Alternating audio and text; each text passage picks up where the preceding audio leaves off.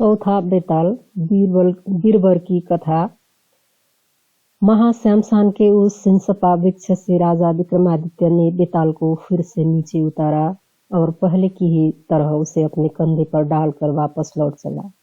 कुछ आगे चलने पर बेताल ने फिर राजा से कहा, राजन, उस दुष्ट भिक्षु के लिए तुम इतना परिश्रम क्यों कर रहे हो? इस निष्फल परिश्रम में तुम्हारा विवेक भी तो नहीं दिख पड़ता। फिर भी मार्ग विनोद के लिए तुम मुझसे यह कथा सुनो।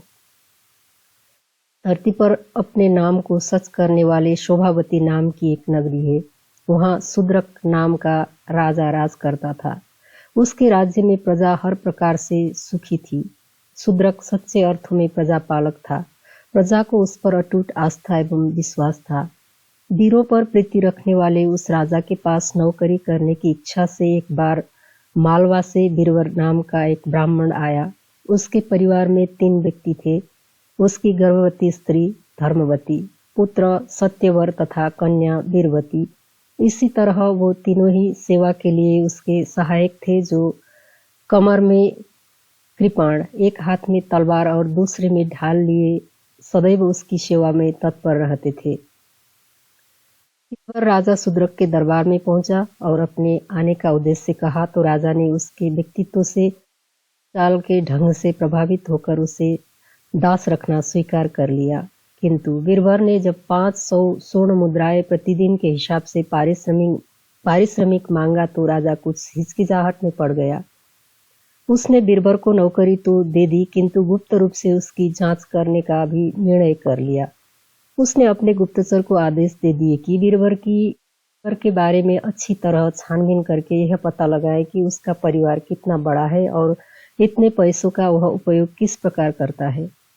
बीरबल नित्य प्रति राजा से मिलकर हाथों में हथियार लिए मध्याह्न तक उसके सिंहद्वार पर ही खड़ा रहता था और फिर राजा से प्राप्त वेतन में से प्रतिदिन 100 स्वर्ण मुद्राएं अपनी पत्नी को घर खर्च के लिए दे देता था। बाकी 400 स्वर्ण मुद्राओं में से 100 स्वर्ण मुद्राओं से वस्त्र, आभूषण और तांबूल आदि खरीदता था। 100 स्वर्ण मुद्राएं स्नान के पश्चात विष्णु और शिव की पूजा में खर्च करता था। शेष 200 स्वर्ण मुद्राओं को वह ब्राह्मण और दरिद्र को दान में देता था। इस प्रकार प्रतिदिन राजा से प्राप्त 500 स्वर्ण मुद्राओं का उपयोग करता था। अनंतर दैनिक कार्यों से निपट कर वह भोजन करता और फिर रात में राजा के सिंहद्वार पर जाकर हाथ में तलवार लिए पहरा दिया करता था। राजा शूद्रक ने जब अपने गुप्तचरों से उसका प्रतिदिन का नियम सुना तो वह मन ही मन बहुत संतुष्ट हुआ। राजा ने उसे पुरुषों में श्रेष्ठ और विशेष रूप से आदर के योग्य समझा तथा उसका पीछा करने वाले गुप्तचरों को रोक दिया। इसी तरह दिन बीतते रहे। बीरबल ने कठोर धूप वाली गर्मी के दिन सहज ही बिता दिए। घनघोर वर्षा के कष्टदायी दिन भी वह उसी तरह अपने कर्तव्य हेतु अटल रहकर सिंहद्वार पर बिताता रहा। शूद्रक ने कई बार रातों में स्वयं जाकर उसकी जांच की, किंतु हर बार उसने बीरबल को अपनी नौकरी पर मुस्तैद पाया। एक बार जब राजा प्रजा का हालचाल जानने के उद्देश्य से रात को महल से बाहर निकल रहा था तो उसने दूर कहीं से आती हुई किसी स्त्री के रोने की आवाज सुनी। उस आवाज में बहुत दर्द, करुणा और दुख, विह्वलता भरी हुई थी। राजा को बहुत आश्चर्य हुआ। उसने सोचा कि मेरे राज्य में न तो कोई सताया हुआ है, न ही कोई दरिद्र है और न ही कोई दुखी, तो फिर यह स्त्री कौन है? और इस भयंकर रात्रि में जब सर्वत्र घनघोर वर्षा हो रही है, क्यों इस प्रकार करुण रुदन कर रही है? राजा को उस पर बहुत दया आई। उसने बीरबल से कहा, बीरबल सुनो, दूर कोई स्त्री करुण स्वर में रुदन कर रही है। तुम जाकर पता लगाओ कि वह कौन है और क्यों रो रही है। राजा की बात सुनकर बीरबल ने जो आज्ञा कहा और अपनी कमर में कटार खोसकर हाथों में तलवार लिए तुरंत वहां से निकल पड़ा। बाहर घनघोर वर्षा हो रही थी। रह रह कर बिजली कौंध रही थी और बादल ऐसे गरज रहे थे जैसे फट पड़ने के लिए वह बेचैन हो रहे हों। बीरबल को इतनी कर्तव्य निष्ठा के साथ ऐसे बुरे मौसम में भी राजाज्ञा का पालन करने के लिए जाते देख राजा को उस पर बहुत दया आई। उसे कौतूहल भी हुआ, इसलिए वह भी उसके पीछे पीछे हाथ में तलवार लिए लुकता छिपता हुआ चल पड़ा। उसका अनुसरण करता हुआ बीरबल नगर के बाहर जा पहुंचा। वहां उसने एक सरोवर के किनारे एक स्त्री को विलाप करते देखा, जो बार बार हा वीर, हा कृपालु, हा स्वामी, हा त्यागी, तुम्हारे बिना कैसे रहूंगी कहती वह हुई रो रही थी। बीरबल ने आश्चर्यचकित होकर पूछा, हे सुभगे, तुम कौन हो और रात के इस प्रहर में इस प्रकार क्यों रो रही हो? तब वह स्त्री बोली, हे बीरबल, मैं पृथ्वी हूँ। इस स्वामी राजा शूद्रक है, जो धर्मात्मा है। आज से तीसरे दिन उनकी मृत्यु हो जाएगी। फिर मैं उनके समान किस दूसरे राजा को अपने स्वामी के रूप में पाऊंगी? यही गम मुझे खाए जा रहा है। इसी शोक से दुखी होकर मैं उनके तथा अपने लिए विलाप कर रही हूँ। यह सुनकर बीरबल ने उससे कहा, हे देवी, क्या कोई ऐसा उपाय है जिससे जगत के रक्षक उस राजा की मृत्यु को रोका जा सके? हाँ है, स्त्री के रूप में धरती बोली, और वह उपाय केवल तुम ही कर सकते हो बीरबल। तो देवी, मुझे वह उपाय शीघ्रता से बतलाइए, जिससे मैं उसे कर सकूं, नहीं तो मेरे जीवन का कुछ भी अर्थ नहीं रह जाएगा। यह सुनकर पृथ्वी ने कहा, वत्स, तुम्हारे समान वीर और स्वामी भक्त दूसरा कौन है? अतः तुम राजा के कल्याण का उपाय सुनो। यहाँ से कुछ दूर देवी चंडिका का एक मंदिर है। यदि तुम अपने पुत्र की बलि देवी चंडिका को दे दो तो राजा की मृत्यु नहीं होगी, वह 100 वर्ष तक और जी सकेंगे। यदि तुम आज ही यह काम कर सको तो ठीक है, अन्यथा आज से तीसरे दिन राजा की मृत्यु अवश्यंभावी है। इस पर कर्तव्यनिष्ठ बीरबल ने कहा, देवी, अपने स्वामी का जीवन बचाने के लिए मैं कुछ भी करने को सदैव ही तत्पर हूँ। मैं आज ही जाकर यह कार्य करता हूँ। तुम्हारा कल्याण हो वत्स। तब ऐसा कहकर पृथ्वी अंतर्ध्यान हो गई। छिपकर पास ही खड़े राजा ने उन दोनों का वार्तालाप सुना और वह बीरबल आगे क्या करता है इसकी प्रतीक्षा करने लगा। घर पहुंचकर बीरबल ने अपनी पत्नी धर्मवती को जगाया और राजा के लिए पुत्र की बलि देने के लिए ने जो कुछ कहा था वह उसे कह सुनाया। सुनकर उसकी पत्नी ने कहा, नाथ, स्वामी का जीवन अवश्य बचाना चाहिए। आप इसी समय अपने पुत्र को बुलाकर उससे सारा वृत्तांत कहें। तब बीरबल ने अपने बालक सत्यवर को जगाकर सारा वृत्तांत उसे बताया और कहा, बेटा, चंडिका देवी को तुम्हारी बलि दिए जाने पर ही हमारे स्वामी बच पाएंगे, नहीं तो आज से तीसरे दिन उनकी मृत्यु हो जाएगी। यह सुनते ही उस बालक ने अपने नाम को सार्थक करते हुए निर्भीक होकर कहा, पिताजी, यदि मेरे प्राणों के बदले हमारे स्वामी का जीवन बचता है तो मैं इस कार्य को सहर्ष करने को तैयार हूँ। मैंने जो उनका अन्न खाया है मैं उससे उऋण हो जाऊंगा। आप तुरंत मेरी बलि का प्रबंध कीजिए, जिससे मुझे शांति मिल सके। सत्यवर के ऐसा कहने पर बीरबल ने कहा, बेटा, तुम धन्य हो, तुम सचमुच ही मेरे पुत्र हो, मुझे तुम पर बहुत गर्व है। बीरबल के पीछे पीछे आए हुए राजा ने ये सारी बातें सुनी। उसने सोचा, अरे, ये तो सभी एक ही जैसे वीर है। अनंतर बीरबल ने अपने बेटे सत्यवर को कंधे पर उठा लिया। उसकी पत्नी धर्मवती ने अपनी बेटी वीरवती को ले लिया और रात के समय चंडिका के मंदिर में गए। राजा शूद्रक भी छिपकर उनके पीछे पीछे गया। मंदिर में पहुंचकर बीरबल ने देवी के सम्मुख अपने बेटे को कंधे से उतारा। सत्यवर ने बड़े धैर्य से देवी को प्रणाम किया और कहा, हे देवी, मेरे मस्तक का उपहार स्वीकार करो, जिससे हमारे स्वामी राजा शूद्रक अगले 100 वर्षों तक जीवित रहकर निष्कंटक राज कर सके। बीरबल ने पुत्र के ऐसा कहते ही धन्य धन्य कहते हुए अपनी तलवार निकाली और उससे अपने पुत्र का मस्तक काट कर देवी चंडिका को अर्पण करते हुए कहा, हे देवी, मेरे पुत्र के इस बलिदान से हमारे स्वामी 100 वर्ष तक जीवित हैं। उसी समय अंतरिक्ष से आकाशवाणी हुई, हे बीरबल, तुम धन्य हो, तुम्हारे समान स्वामी भक्त और कोई नहीं है, जिसने अपने एकमात्र गुणी पुत्र का बलिदान देकर अपने राजा शूद्रक को जीवन दिया है। राजा शूद्रक छिपकर है ये सारे बातें देख और सुन रहे थे। तभी बीरबल की कन्या वीरवती आगे बढ़ी और मरे भाई के मस्तक को आलिंगन करती हुई शोक से विह्वल बुरी तरह से रोने लगी। तदंतर उसने भी भाई के शोक में अपने प्राण त्याग दिए। यह देखकर बीरबल की पत्नी ने कहा, हे स्वामी, राजा का कल्याण तो हो गया, अब मैं भी आपसे कुछ कहती हूँ। हमारा पुत्र चला गया, हमारी बेटी ने उसके शोक में अपने प्राण त्याग दिए, तो मैं भी अब जी कर क्या करूंगी? मुझ मूर्ख ने राजा के कल्याण के लिए पहले ही देवी को अपना मस्तक क्यों अर्पित नहीं किया? इसलिए अब मेरी आपसे यही प्रार्थना है कि मुझे भी आज्ञा दे कि मैं अपने बच्चों के शरीरों के साथ अग्नि में प्रवेश करूं। जब धर्मवती ने आग्रह पूर्वक ऐसा कहा तो बीरबल बोला, हे मनस्विनी, ठीक है, तुम ऐसा ही करो, तुम्हारा कल्याण हो। एकमात्र बच्चों का सुख ही जिसके पास बच रहा है, ऐसे में तुमको अब जीवन से क्या अनुराग है? तुम्हें इस बात का दुख होना चाहिए कि मैंने पहले ही अपने प्राण क्यों नहीं त्याग दिए। यदि किसी और के मरने से राजा का कल्याण होता तो मैं पहले ही अपना जीवन उत्सर्ग न कर देता, किंतु तुम थोड़ी देर ठहर जाओ, अब तक मैं तुम्हारी चिता हेतु कुछ लकड़ियों को प्रबंध कर देता हूँ।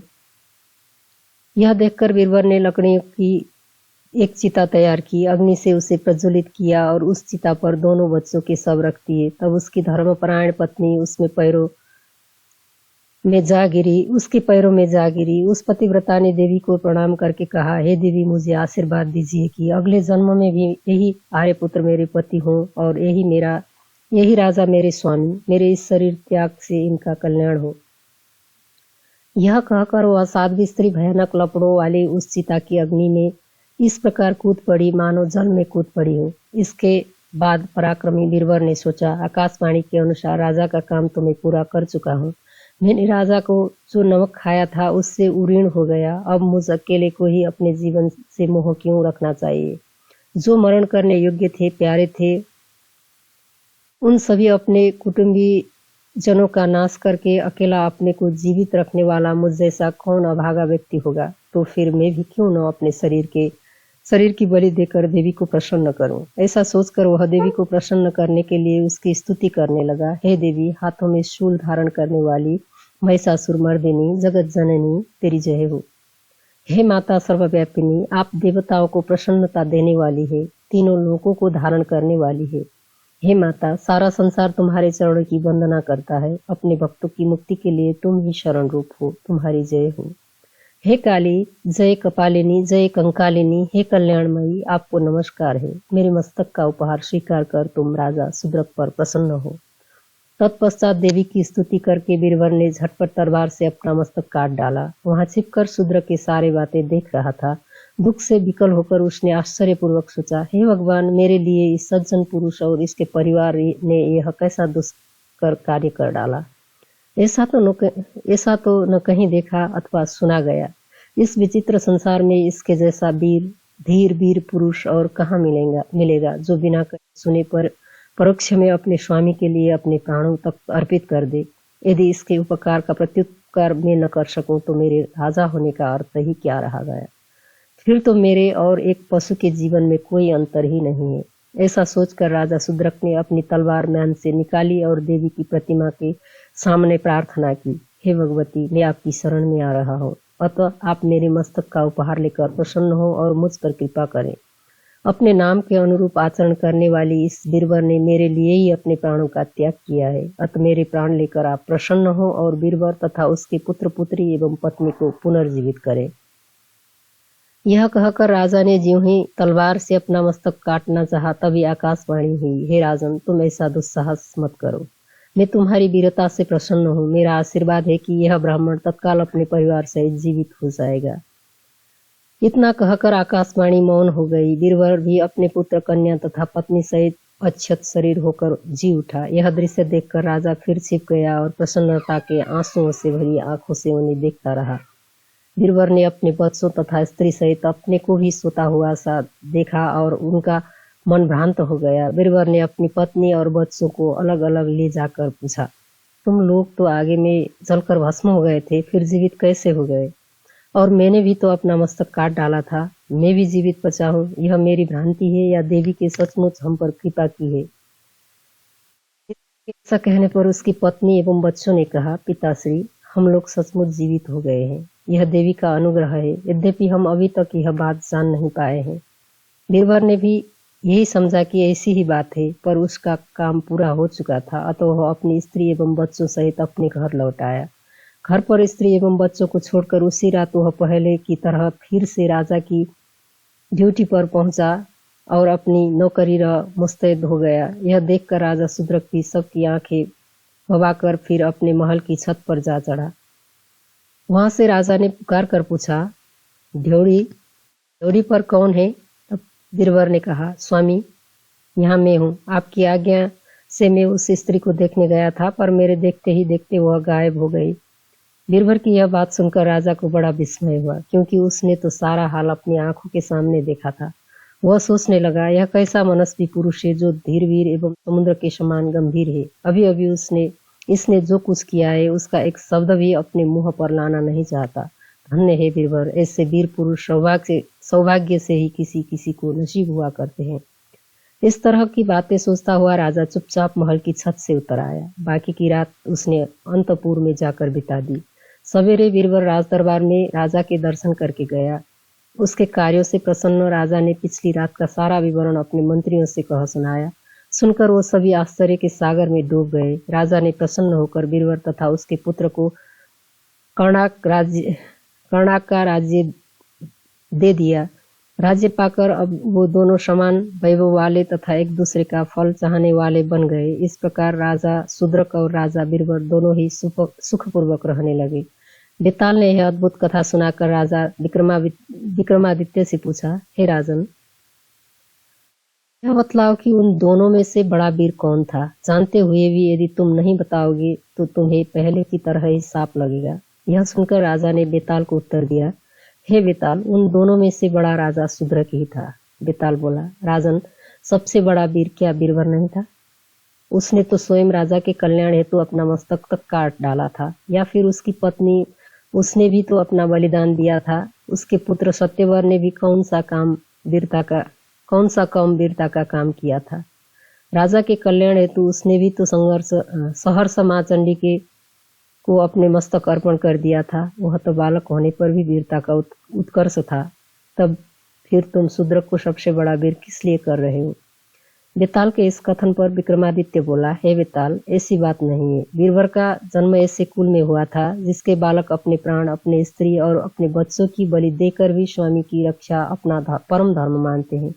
बीरबल की पत्नी भी कुलीन वंश की थी। वह पतिव्रता थी। वह पति को ही अपना एकमात्र देवता मानती थी। पति के मार्ग पर चलने की अतिरिक्त उसका कोई दूसरा कार्य नहीं था। उनसे उत्पन्न सत्यवर भी उन्हीं के समान था। जाहिर है, जैसा सूत होगा वैसा ही कपड़ा भी तैयार होगा। लेकिन जिन चाकरों से राजा लोग अपने जीवन की रक्षा करवाते हैं, राजा शूद्रक उन्हीं के लिए अपने प्राण त्यागने को उद्यत हो गया था। अतः उन सब में वही विशिष्ट था। राजा की बातें सुनकर बेताल अपनी माया के द्वारा अचानक उसके कंधे से उतरकर फिर गायब हो गया और पुनः अपने स्थान पर जा पहुंचा। राजा विक्रमादित्य भी उसे फिर से ले आने का निश्चय करके वापस सिंसपा वृक्ष की ओर चल पड़ा।